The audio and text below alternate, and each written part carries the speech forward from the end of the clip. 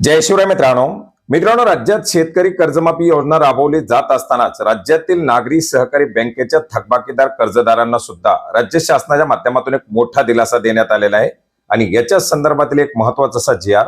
2 जुलै 2026 रोजी निर्गमित करण्यात आलेला आहे।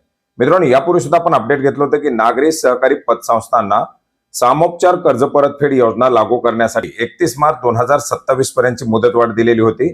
आणि याच्यामध्येच आता राज्य शासनाच्या माध्यमातून नागरी सहकारी बँकांना सुद्धा एक रकमी कर्ज परतफेड योजना अर्थात OTS योजना राबवण्यासाठी मंजुरी देण्यात आलेली आहे।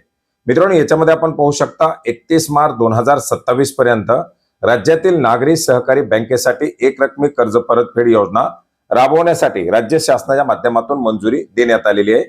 याच्यामध्ये आपण पाहू शकता योजनेचं नाव आहे नागरी सहकारी बँकांसाठी एक रकमी कर्ज परतफेड योजना 2026-27। याच्यामध्ये 31 मार्च 2025 पर्यंत जी कर्ज खाती डाऊटफुल किंवा त्यावरील वर्गवारीमध्ये समाविष्ट करण्यात आलेली आहेत अशी कर्ज खाती याच्यासाठी पात्र असणार आहेत। 31 मार्च 2025 अखेर अनुत्पादक कर्जाच्या सबस्टँडर्ड वर्गवारीत समाविष्ट झालेल्या व नंतर संशयित किंवा बुडीत वर्गवारीत गेलेल्या कर्ज खात्यांना सुद्धा ही योजना लागू होणार आहे। फक्त फसवणूक गैरव्यवहार करून घेतलेल्या कर्ज प्रकरणामध्ये संबंधित कर्जदाराविरुद्ध सुरू असलेल्या फौजदारी कारवाईला कोणतीही बाधा न येता सदर कर्जदार या योजनेसाठी पात्र राहणार आहेत। याच्यामध्ये कोण अपात्र राहणार आहे तर रिझर्व्ह बँकेच्या मार्गदर्शक तत्वाचं उल्लंघन केलेलं आदेशाचं उल्लंघन केलेलं कर्ज याच्यामध्ये अपात्र राहणार आहेत। त्या नागरी बँकेचे आजी माजी संचालक, त्याचे हितसंबंध, त्याचे नातेवाईक हे या योजनेसाठी अपात्र असणार आहेत। पगारदाराच्या मालकाशी जर पगार कपातीचा करार झालेला असेल तर अशा पगारदारांना दिलेल्या खावटी कर्जासाठी सदरची योजना लागू राहणार नाही। याच्यामध्ये काही अपवाद देण्यात आलेले आहेत। एक रकमी कर्ज परतफेड योजनेच्या तडजोडीची रक्कम जर 50 कोटी किंवा त्यापेक्षा जास्त असेल तर अशा प्रकरणाला सदर योजना लागू करण्यासाठी सहकार आयुक्त किंवा निबंधक सहकारी संस्था महाराष्ट्र राज्य पुणे यांची परवानगी घेणं आवश्यक राहणार आहे। योजनेची मुदत 31 मार्च 2027 पर्यंत राहणार आहे, ज्याच्यामध्ये 28 फेब्रुवारी 2027 पर्यंत प्राप्त झालेल्या अर्जावरती हा निर्णय घेतला जाणार आहे।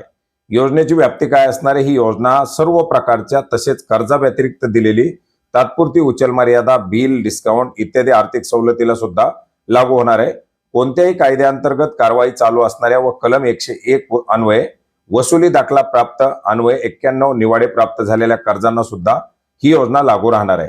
जिथं कर्जदाराचे एकापेक्षा जास्त कर्ज खाते असतील त्यापैकी एखादं काही कर्ज खातं NPA मध्ये जर गेला असेल तर कर्ज खाती समूह कर्ज म्हणून NPA मध्ये ग्राह्य धरली जातील आणि सर्व कर्ज खात्यांना एक रकमी कर्ज परतफेड सवलत योजना दिली जाणार आहे। या योजनेच्या अंतर्गत तडजोडीचं सूत्र देण्यात आलेले, ज्याच्यामध्ये सबस्टँडर्ड, डाऊटफुल 1, डाऊटफुल 2, डाऊटफुल 3 आणि बुडीत अशा प्रकारे वर्गवारी करण्यात आलेली आहे। ज्याच्यामध्ये 12 महिन्यापर्यंत, 12 महिन्यापासून पुढचे 36 महिन्यापर्यंत, याच्यानंतर 36 महिन्याच्या वर आणि जी काही बुडीत झालेली कर्ज आहे अशा प्रकारे वर्गवारी असणार आहे। त्याच्यानुसार प्रत्येक कर्जासाठीचा वेगवेगळा तडजोडीचा दर ठरवण्यात आलेला आहे। तडजोडीचे दर काय असावेत याच्याबद्दल, याप्रमाणे बँकेने कारवाई कशी करावी, परतफेडीचे कालावधी किती द्यावा, सुरुवातीला किती भरायचे, नंतर कशा प्रकारे हप्ते पाडले जातील याच्याबद्दलची याच्यामध्ये माहिती देण्यात आलेली आहे। तडजोडीची जी काही सूत्र असतील ती सूत्र सुद्धा या GR नुसार समजून सांगण्यात आलेली आहेत। आणि अशा प्रकारच्या या नियमानुसार, या तडजोडीनुसार आता राज्यातील नागरी सहकारी बँकांच्या थकीत कर्जदारांना ही एक रकमी कर्ज परतफेड योजना राबवली जाणार आहे।